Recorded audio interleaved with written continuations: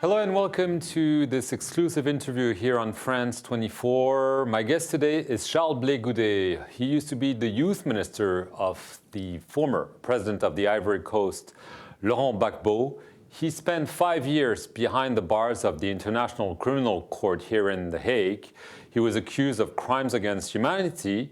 Several months ago, he and Laurent Gbagbo were both acquitted, and they are now waiting for a possible appeal. It's his first TV interview. Thank you very much for being our guest today.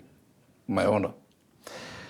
Mr. Blé Goudé, you spent 5 years in jail. Obviously, this has changed you. How was jail for you? Was it painful, or do you feel now that you're over this? Being in jail is never a moment of joy. It's difficult. Very difficult. But I will say that's not important. What matters here is not my individual. What matters is my country. And I want to contribute to peace building in my country. This is what is important to me. I'm not taking my time speaking about what I went through or the difficulties in prison. Now that I'm free, I can tell you, I am very happy to be free, to be released. And I hope you're also happy to see me free. I imagine that obviously it's a big relief. However, you're still waiting maybe a few more months here in The Hague. You're not allowed to talk about the case before the ICC. I just want to tell our viewers why I will not ask you about this case and how you feel. The crimes, the very serious crimes you were accused of, were during the post-electoral crisis back in 2010, 2011. Do you have any regrets about what you did at the time?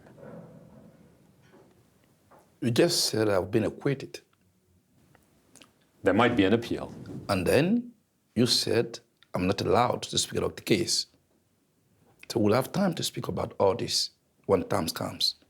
For the time being, let's focus on our verifications. And then I think that at the moment, I'll be ready to answer to all your questions that you want. So you're obviously willing to go back to your home country. You were arrested in Ghana, and then you were jailed in Ivory Coast before being transferred here to the ICC. Your goal is to go back to your country soon, correct? Yeah, that is my final goal, to go back in my country. I'm native from Côte d'Ivoire, and I want, as everyone, to go back to my country when time comes. But that is my country. And I think it's waiting for me. I'm not rushing, though I want to go back to my country. And I hope one day, I'm sure, I'll go back to my country to to participate in the life of my country. But the way you're speaking, you're not just going back as an Ivorian citizen. You're going back as a politician, and I should add, as an ambitious politician. But I am not a simple and a mere Ivorian citizen. You know that. Otherwise, I would have not been here in the ICC. I am one of the leaders of our country. Yes, I will go back in my country to take part in the politics of my country, in the change of my country. So I'll go back as a leader with my ambition. But my ambition, let me tell you, are not above or beyond the life of the citizens of my country. What is important now is the peace building. First, we'll do it, and after that, when the peace comes in the country, we'll have all the time to campaign. But clearly, your goal, I may say, is to be one day president of the Ivory Coast, yes or no? Yes, of course. Could that be next year? There are presidential elections scheduled for 2020, or is it too early because of the pending case, of the fact that you've been away for so long? When you have an ambition, and when you have a vision, and when you have a political offer for your country, you never rush. So I will not say, I want it to right now or in 2020.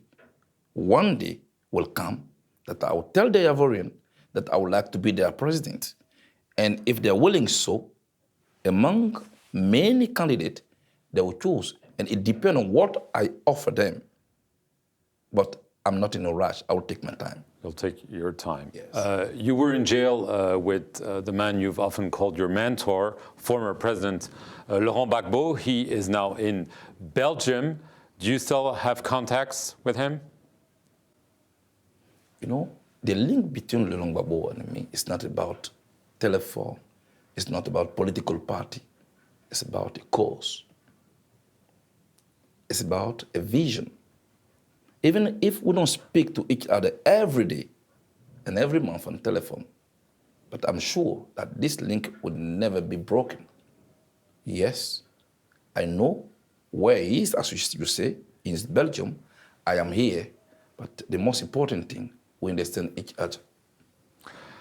You are hoping that he will go back to Ivory Coast and play a central political role as well? Or do you think it's time maybe for him to live a more quiet life? That is his own decision. His mature, Laurent Gbagbo. He knows what is good for him, what is good for his people, at which time this is good, and he will have the time to make this decision by his own. Nobody will tell Laurent Gbagbo to go on or to stop doing politics. Will he play a central role in the country? I think yes.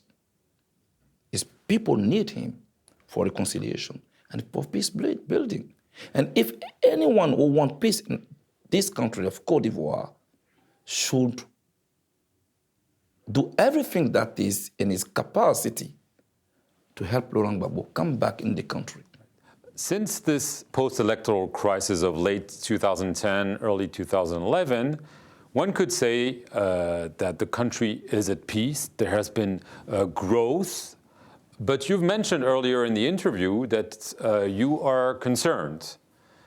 Are you concerned that because of the elections coming next year, we could see, again, some tensions and maybe potentially some violence in your country? When I say I'm concerned, it's not guess. I'm not guessing. It's about reality. Tension in countries, between people in the country, at the eve of these coming elections. If you love this beloved country, you have to be concerned. And this is the real responsibility of the Ivorian politician together, put all those problems on the table, discard them, and find solution, peaceful solution. Hasn't this been done? Hasn't this been done by President Alassane Ouattara? Hasn't he pacified, reconciliated the Ivorians? Or has he failed on that count?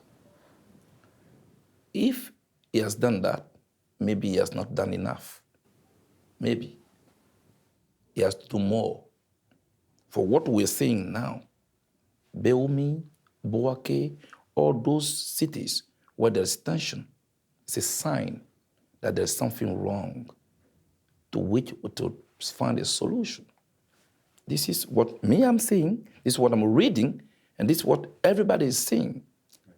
Are you concerned that with the elections coming, we see a lot of tensions between Alassane Ouattara, former President Laurent Gbagbo, of course, but even another former President, Henri Bédier, that each camp could want power so much that indeed this could be really a very, very dangerous situation? We already see it.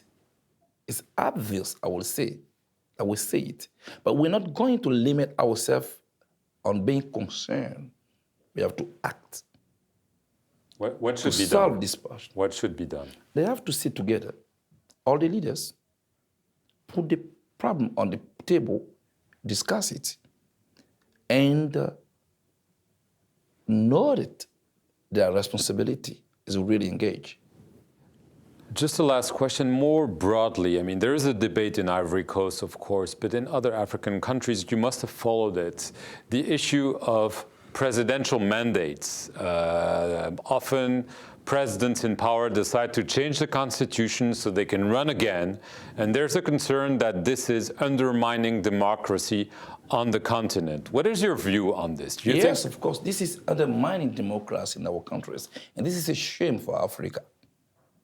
For people to run a country for years and years. Should there be We a have to limit? stop it. We have to limit the mandate. 2 terms is enough. After that, you allow some people to try what they think is good for the country. So if I follow your reasoning in Ivory Coast, it should be time for President Ouattara to say, I've done my time. No. I'm not talking in terms of person. That is very important for me. I'm talking in terms of system and rules. I'll repeat it again. It's a shame for Africa to be led by people for years and years. I want to see a new president in my country. I want to see a new president in other African countries. For us to stop accusing Europe to be the one who don't want our countries to go ahead on development.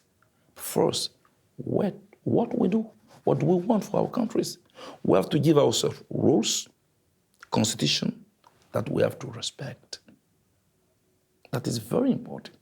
We have to comply with our own rules that we give to ourselves. We have to stop all this. This is a shame for Africa. And my generation doesn't want this. We want change in our countries. We want Africa to be respected. And if we want to be respected first, we have to respect ourselves.